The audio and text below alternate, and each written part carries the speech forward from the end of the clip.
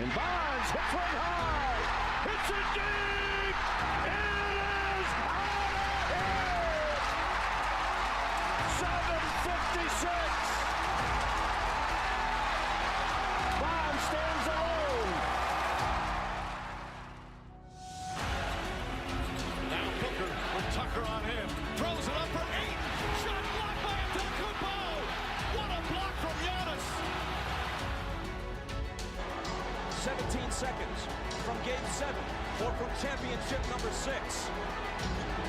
Jordan, open, Chicago with the lead.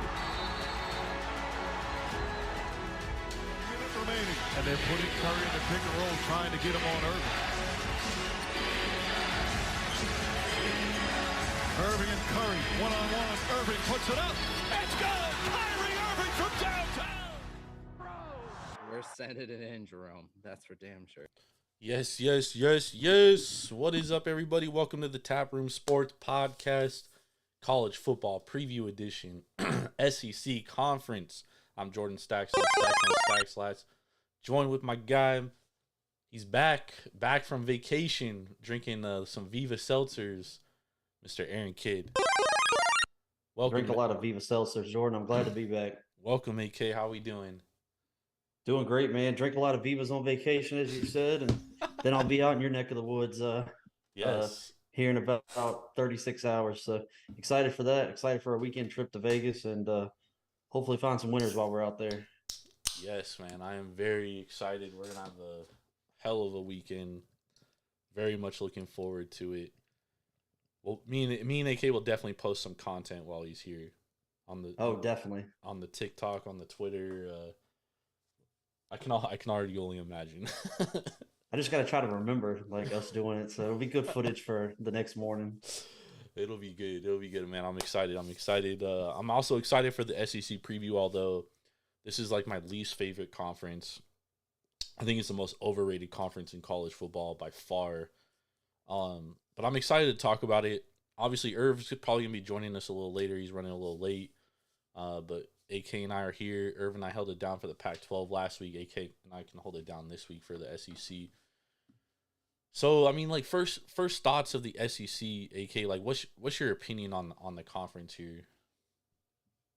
You know, as you said, man, the SEC is just a little south of me, and so I live on the East Coast, so excuse me, something tearing on my throat. You know, first thought that comes to my mind, of course, the passing of Mike Leach. You know, rest in peace to his great soul. Going to be a little different not seeing the air raid at Mississippi State anymore. You know, excited for the tandem of KJ Jefferson and Sanders at Arkansas. I think they're going to be a little dynamic. And you know, at the end of the day, though, I mean, you've kind of been texting back and forth about this. I think this is Georgia's conference to lose again. I think it's just pretty cut and dry. So Yeah, unfortunately, it's because they don't play anybody, which is a huge reason to it, and we'll get to that later. And honestly, that's my big issue with the SEC forever, dude. Is like they don't like traveling west of the Mississippi. Like, they refuse to do it. If they play a team west of the Mississippi, they like to play them neutral site in like Dallas or Louisiana. You know, if you recall, whenever they travel west of the Mississippi, they lose. They lose away games to Pac-12 teams. They lose to Cal. They lose to UCLA, LSU a couple years ago. Like, they don't win west of the Mississippi. That's why they refuse to do it, right? And USC and LSU next year, 2024, they play in Vegas opening week. I'm telling you right now, USC's I might have to be for that. I might have to be there for that one. Yeah, we got to go. We have to go to that game. USC is gonna win, but I have a biased opinion of the SEC. I just think they're a media-driven conference. The national media loves them. They have the biggest crowds and stuff because they don't have professional sports franchises out there, right? They're a bunch of hillbillies and fucking. I mean, most of the fans of these schools, they never went to college in their life, which I'm not saying doesn't matter, but it's the SEC, man. It is a media-driven frenzy, bro. It is an absolute media-driven frenzy. And when we get to Georgia later, I'll kind of elaborate on it a little more. But let's hop into it. Let's hop into the first team. So again, this is one of the conferences that has an East-West. So we're gonna start with the East, go with the worst team, and then we're gonna go forward. So the worst team projected is the Vanderbilt Commodores. Clark Lee is the coach here. Last year they went 5-7. They were really close to bowl eligibility. This year their win total though, aka 3.5, juice to the over though, $1.70 at FanDuel. You can also some books have them over 4 at even money. What's your thoughts on Vanderbilt this year? Vanderbilt improved last year. We saw some improvement, as you said. They almost made bowl eligibility. The trigger man, AJ Swan. There's a lot of. I listen to a lot of podcasts. I watch a lot of YouTube and go down a lot of rabbit holes in preparation for not just these shows, but also just preparation for the season with gambling and handicapping and things of that sort. And there's a lot of AJ Swan, and young Jay Cutler comparisons. There's a lot of SEC media guys that are saying that. So, I'm not in a rush to back them as far as on a season win total by any means. But if they can improve on their defense which was one of their Achilles heels last year, Yep. I mean, I could see them winning a couple games. They got a couple stud receivers, Jade McGowan, Will Shepherd.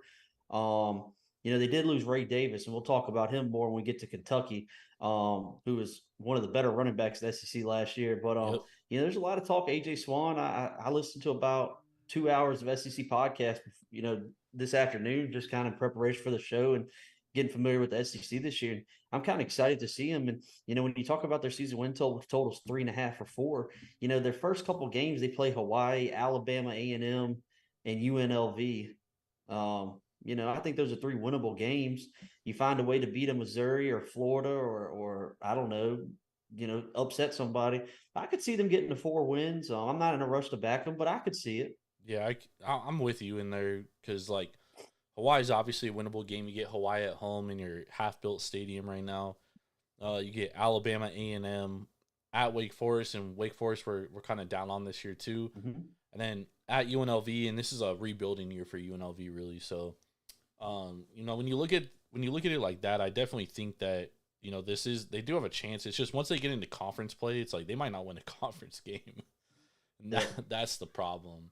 That's the biggest issue. So I'm with you. I if I were to play it, I would play the over, but I'm definitely not in a rush to get there. Same with this next team, which is Missouri. Their win total is at 6.5. Last year they were 6-7. They're returning 7 starters on offense, 8 on defense this year. What's your outlook on Missouri this year? So, in doing some research for the show, and some Twitter research right before the show for Missouri, I still haven't found that they've announced if it's Jake Garcia or if it's Brady Cook yet. Jake Garcia being the Miami transfer. If you know him last year with Tyler Van Dyke, kind of in and out a little bit. Garcia got some playing time, so I still don't think they've announced who's the trigger man. But I like Jake Garcia to a degree.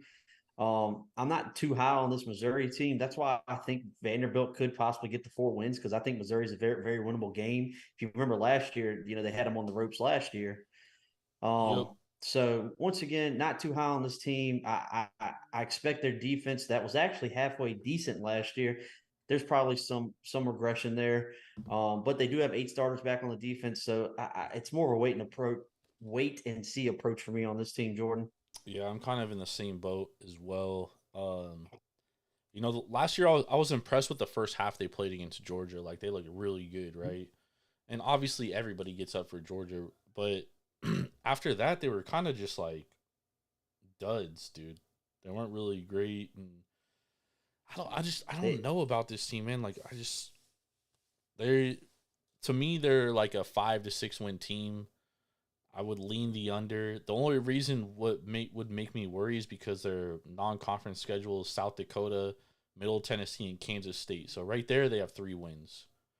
And then they kind of just have to, get a few more wins in conference. And obviously, they get South Carolina at home, they get Tennessee at home, they get Florida at home, which I'm down on too. So there's definitely possibility for them to go over 6.5. I don't love it. at all. And see, I don't know if they beat Kansas State. I think Kansas State, and then I'm pretty high on Memphis too this year. I think Memphis can beat them, man. I think that's a statement type game for Memphis. Yeah, I think the only thing that benefits them in those two games is that they get them at home, They right? do. And they could obviously lose those games for sure. I'm not saying that they're for sure going to win those games. I'm just saying it benefits them at home. South Dakota and Middle Tennessee, though, they should definitely win those two games, right? Sure. And doesn't it always feel like Middle Tennessee upset somebody? Like it, I know we talked about that some on our other show, but it feels like Middle Tennessee just always does it. I guess it was Miami last year. Yep. I think Missouri's biggest thing, I think it's got a lot of question marks all around their team. Like you said, the quarterback position, their defense last year was really good. They only allowed 3.7 yards per carry, which I think is huge, but they did lose their best defensive end in McGuire, and they also lost Jeffcoat. So I mean, they did lose two of their most productive defensive linemen. So that's tough to replace. They did get some transfers, so who knows how long it takes those guys to get adjusted. But the offense to me is the biggest question mark. Can they score enough points to hang with some of these teams? And that's why I think there is some teams that I think that they could play with, because I do think they will be good defensively. Like Kentucky, I think they could hang with. Although I'm higher on Kentucky than most people I know. LSU, they'll probably That's so funny you said that. We'll talk about that later, though. LSU, they'll probably get dog walked. South Carolina, like, I don't know, dude. Like, you never know what you're going to get from Spencer Rattler, right? We're going to get into them later. Yep. Tennessee, I'm definitely down on more than most people. So I think that's Missouri beats South Carolina. If you remember last year, yep. South Carolina was gaining some momentum. They're ranked. Okay, Spencer Rattler. Oh my gosh, he's here. And then Missouri goes in there and kind of hands it to him. Yep, 100%. And then Florida, they get at home this year. So I mean, they do have the schedule kind of breaks their way with the home and road games. Although they got to go to Georgia, so best of luck with that one, Tigers. All right, let's move on to the Florida Gators. And part of the reason why I kind of lean Missouri is because I'm more down on Florida. So Florida, their win total is at 5.5 AK, so a whole game lower than Missouri, and the over 5.5 is juice to the over -134. I love Billy Napier. I think Billy Napier is a great coach. Did a great job at Louisiana, but man, he lost a lot of talent this year. What do you think about and Florida? So it's, me and you are close to the same age. I'm 32, but I grew up in the, I was in high school when the Tim Tebow era, and all those guys they had down in Florida, Hernandez and all those guys, Percy Harvin. I heard you're going to be in the documentary partying with them. That's right. Yeah. Yeah. I probably need to stay away from that. I got enough I got to worry about, but I grew up, it was kind of like what we saw with Nebraska. And what we saw with Nebraska, we're old enough to remember when nobody wanted to play in Nebraska. Yep. Of course, they win the 95 national championship. They come back out. They're down a few years, but then they come back with the option, Eric Crouch, and it's just unbelievable, right? And then we kind of saw them decline over the years. Well, it's kind of been wild to see Florida decline like that over the years, because it was one point in time that if you could have ever gotten Florida over 5.5 wins, you would have put your life savings, your mortgage, your mom's mortgage, and your grandma's farm on it. Yep. So it's kind of wild hearing you say that. But anyways, they lost their trigger man, Anthony Richardson. Is Graham Mertz the answer? I don't think so. I mean, we saw what he did or didn't do at Wisconsin. Yeah. So their defense struggled last year. I know they do got a new defensive coordinator, but that usually takes a little bit of time to adjust. They got Trevor Etienne, who, he's a good running back, but offensive line's got some questions too. So not a team I'm very high on either here, Jordan. Yeah, I'm not high on them at all, AK. And I think, they lost a lot of talent on the offensive line, and that's where Billy Napier really does his work. If you remember, like Louisiana was always, a great running team, right? They're not going to be a good running team this year because they're not going to be beneficiaries of a mobile quarterback. I'm telling you right now, Graham Mertz, he ain't running. He ain't running Nah. anywhere near Anthony Richardson. He might be running to lose your season win total over there, Yeah. shredding your fucking ticket up, but that's about it. I I lost some serious coin on Graham Mertz. Oh my god, dude! You and everyone else. So, I just think this is going to be a very down year for Florida, dude. They open at Utah. I honestly think they're going to get dog walked. It might be in. Hey, and then they got to go to. They get Tennessee at home. They're going to get dog walked by Tennessee in week 3. Yep, this could be a very, very. They could get into week 7, and they could very well be 2-2. And the only reason why they're 2-2 is because they play McNeese and Charlotte. Yep, and lose to Vanderbilt. That's what I was saying about Vanderbilt. That's a game Vanderbilt can win. Yeah, except they get Vanderbilt at home. Yeah, it just feels like a very down year for them. Yeah, I agree. This is definitely a team that I'm very, very down on. I think it's gonna be a rough going for them, man. I think it's gonna be. Let's face it, they weren't great last year with Anthony Richardson, number 4 overall pick in the draft. Yep, they definitely struggled, and to be honest, like Anthony Richardson won them that Utah game. Yep, and how that was incredible performance. And how different would their season be had they lost that game? You know what I mean? Like, yep. I just don't know, man. They lost. They didn't look good against Kentucky, and this year they got to go to Kentucky, and that's an L. They got to go to South Carolina. They play Georgia, obviously, in neutral site. They'll get dog walked by them. They get Arkansas at home, but who knows what's going to happen in that game. And then they got to go to LSU, to Missouri, and then they got Florida State. That's murderer's road there for a little bit. There's no way they go over their win total this year. 5.5. I don't see it, dude. Yeah, I definitely lean under there. Yeah, gotta lean the under. All right, let's move on to Kentucky. The Kentucky Wildcats. Their win total is at 7.5, juiced to the under. Overs plus $1.18 right now at FanDuel. Most books, some books have them at 7, juiced to the over minus 140. They return 10 starters on offense, 5 on defense. What's your thoughts on Kentucky? So, full transparency, as I always have on the show, I always give out everything I've ever bet as far as win totals and stuff. I thought, and well, I didn't think, I hoped that we could get Kentucky at 6.5 at some point, right? And it just hasn't ever came. And now people are hammering 7, and now it's getting juiced to the over. And actually looking some today, Jordan, I even saw 1 or 2 7.5s out there. So with that being said and done, I do think Kentucky is going to be one of those teams you don't want to get into I don't know if this is politically correct anymore, but a junkyard dog fight with anymore. They think they're just a gritty team, man. They were able to get Devin Leary, who, say what you want to about him, Irv, say everything you want to say about him. The guy's efficient. He's been there. He's done that. They've got 3 of the best receivers, I think, in the SEC, and kind of one guy that can take the top off, another guy that's kind of more like your first down possession guy, another guy that is kind of like your wide receiver screen guy, see you and go.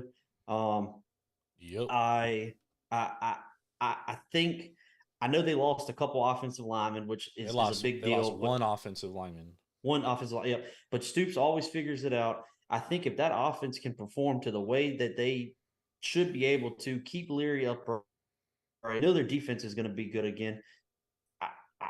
There's no reason why the team shouldn't go over 7 wins. Now, in a betting handicapping standpoint, I like the number a lot better at 6.5. So I did not get to the window, fortunately, on that. But I do lean the over, and I think there's going to be plenty of spots week in and week out where Kentucky has a ton of value on them. Yep. Because I promise you, nobody wants to go in a lower scoring, I call it a junkyard dog fight. You don't want to do that with them.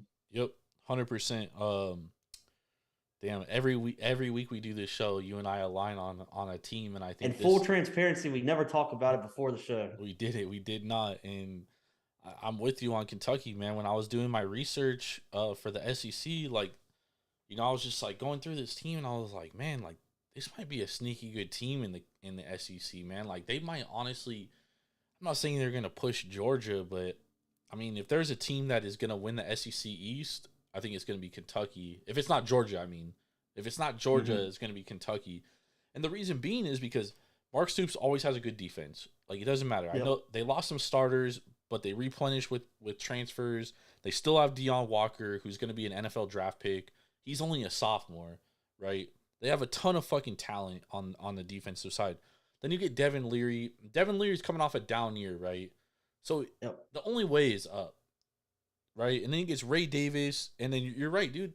You have three of the best wide receivers in the SEC: Brandon Bates, Dane Key, and Barrion Brown.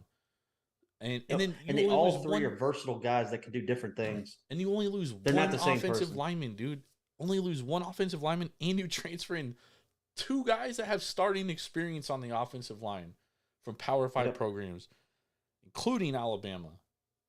Right? So I'm very high on Kentucky. Like I go through their schedule. They get Ball State, Eastern Kentucky, and Akron at home. They're gonna win all three of those games. Then they go Akron's gonna give them a game though. Stop it. Then they go to Vanderbilt. They should win that game. Winnable game. They should start this season 4-0, and then they get Florida at home. Should beat Florida. 5-0. See, this is where I get stuck at though. Go ahead. And then at Georgia, okay, we'll give them an L there. So they're 5-1. Then they get Missouri at home. We'll give them a sandwich spot though that I don't like. Why? Because they have a bye after Missouri. No, they don't. Yeah, they do. Okay, I missed that part. But anyways, you still come off of Georgia. You know, that's always a beatdown type, just a rough game. You get Missouri at home. Okay, let's just say they win that game. But I struggle with liking them in that spot. There's always the lose the game twice spot, too, that I hate, knowing you got a bye week, knowing you got Tennessee coming around the corner. Then you got to go to Mississippi State, which we'll talk about Mississippi State later. You got to play Alabama. You got to go to South Carolina and at Louisville. Like, I would hate to be sitting here and going to Louisville in the last game of the season determines my season win total or not. That's a good point. Even though I'm not high on Louisville. Even though I'm not that high on Louisville, I would hate to be sitting there in that spot. I don't know if I would like to be there. No, that's a fair point. Very well taken. I think that bye in between Missouri and Tennessee kind of changes that, because if there wasn't a bye, I totally understand that like look ahead situation. But the fact you get a bye, it's like I think that kind of eliminates the look ahead factor. And honestly, like obviously they're gonna prep really hard for Georgia, and Georgia's probably gonna beat them down. But then you get Missouri. That's a great bounce back spot. And then you get Tennessee at home, which I think is very important. And I'm not as high on Tennessee as most people this year. I think Tennessee's going to have a down year, to be honest. Like I think Kentucky's a better team than Tennessee. For keeping it. I like it. So I do lean their win total over. However, you make a very great point that you could very well be sitting on November 25th at Louisville, and that could very well determine the 7.5 at least. Yep. Or the reason why I like the 6.5 too is because I would hate to be sitting there with 6 wins, which what we just talked about. We're pretty much sitting there at 6 wins. Let's say we lose to South Carolina, we're sitting there at 6 wins, right? I would hate to be needing that Louisville win just to push my bet, right? That's why I said to start it off. I like the 6.5. Yeah. Nice. All well. And actually, Jordan, the 6.5, I did find one out there just in scouring some like PPH offshore books. There is a 6.5 out there, but it is heavily juiced. Like minus 220. Like minus 195. Oh, it's not too bad. It's better than 220. All right, let's move on to the next team. We got the South Carolina Gamecocks. Their win total is at 6.5, and it's juiced to the under, actually. Well, I'm sorry, not juiced to the under. Yeah, no, it is juiced to the under. It is juiced to the under 6.5. Their over is $1.44 plus $1.44. What's your thoughts on South Carolina bringing back a former number 1 overall quarterback prospect, Spencer Rattler? Yep. Shane Beamer, the fighting Shane Beamers. So, anybody that watches the show, I'm from Virginia, so I grew up. He loves Shane Beamer. No, I don't like Shane Beamer. Well, let me say this. I grew up a UVA fan, still am a UVA fan diehard. So, obviously growing up with Frank Beamer in my backyard there, I'm very familiar with Shane Beamer. But look, what he's done in South Carolina, hey, hats off to him. Spencer Rattler kind of came to his own there, last year, as we talked about earlier. Getting what's the new offensive coordinator's name? He was in the NFL with the Chicago Bears for a good while. Dow Logans. Yes, that's him. So I think that'll help. As far as Juice Wells, we all know him, one of the nation's top receivers. They think they've got a pretty good tight end room as well. But offensive line, man, once again, wasn't that great last year. Yep. South Carolina is one of those teams that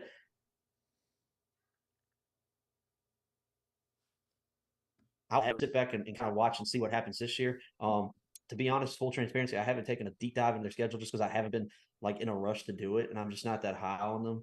But I do know they open up against North Carolina. They got to go to Georgia, to Tennessee.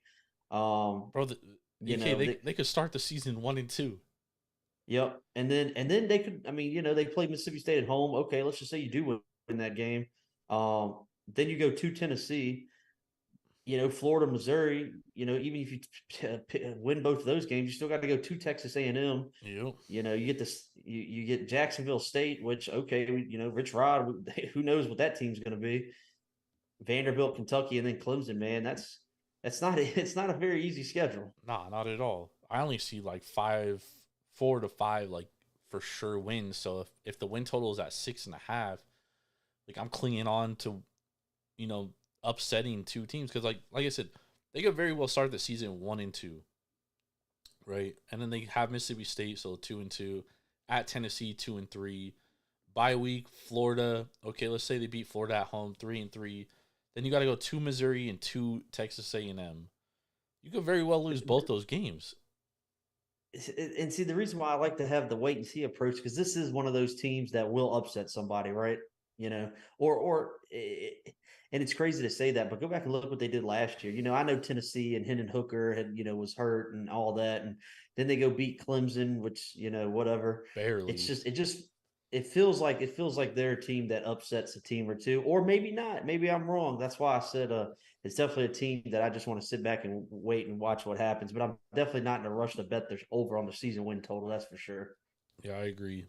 I'm impartial to their win total. I don't know, dude. The SEC East is it's tough, dude. I think Kentucky's the second best team, dude. A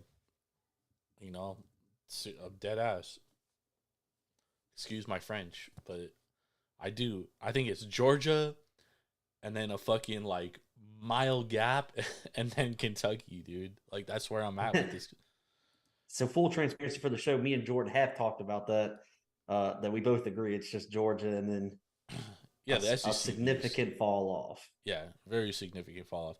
I think there's only 2 teams that may be able to compete with Georgia in the entire SEC, and both of them are in the West. The West is definitely a fucking gauntlet, though. Yep. Which is why they're doing away with the divisions after this year. This is the last year for the divisions because the West is it's a brutal, dude. It's absolutely brutal, and the East is like a fucking cakewalk. So, yep.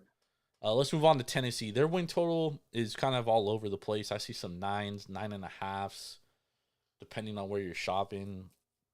I see some 8. I see 2 8.5s that are both minus 195. One on DraftKings Sportsbook, actually. Okay, I'm on Vegas Insider right now, and they don't have DraftKings listed. Yep, 8.5 minus 195 on DraftKings. And I just looked on that same offshore site that I was telling you about with Kentucky, and they've got over 8.5 at minus 210. Whew. Wow. What's your thoughts on Tennessee, AK? They returned 12 total starters, 5 on offense, 5 on defense. Josh Heupel's 3rd year. So I'm not going to say I'm as down on them as maybe you are, but I'm not going to say I'm high on them either. I kind of fall in between there. I think Heupel still finds a way to put it together. Squirrel White, McCoy, they're gonna fill the shoes of Hyatt and Tillman. I've actually been hearing some things about might even be better than Hyatt and Tillman. They lost what was their starting tackle, got drafted. My gosh, Wright. Yep. Lost him, but I still think they figured out, man. Josh Heupel's teams, we know it ever since he was quarterback in Oklahoma years and years ago. His teams, whether he's the trigger man or he's the coach, they're going to put up points. Yep. And even with Hendon Hooker, we kind of saw it at the end of last year. They were still able to put up points. They kind of gave up there at the end. It felt like a little bit. Hendon Hooker, he's going to win the Heisman, and they've beaten Alabama, and they've just got it all going on. And of course, he falls a little short there against Georgia and gets hurt. But it is Georgia, like you said, and then it's Tennessee, Kentucky. No, it's Georgia, Kentucky, Tennessee. Right. Well, and whatever. I think I have Tennessee and Kentucky rated about even, just being honest. I think they're two different teams. But two teams that can win nonetheless. But yeah, I don't see Tennessee winning this division or conference either. But as far as looking at their schedule, they get two easy wins to start the year off. They get Virginia, first of all. Which we already talked about. They're going to dog roll them. I do think it's funny that the line is moving towards Virginia. I felt that was odd. But we'll talk about that another time. No, I mean, honestly, Tennessee's been overvalued this offseason for sure. And I think that line proves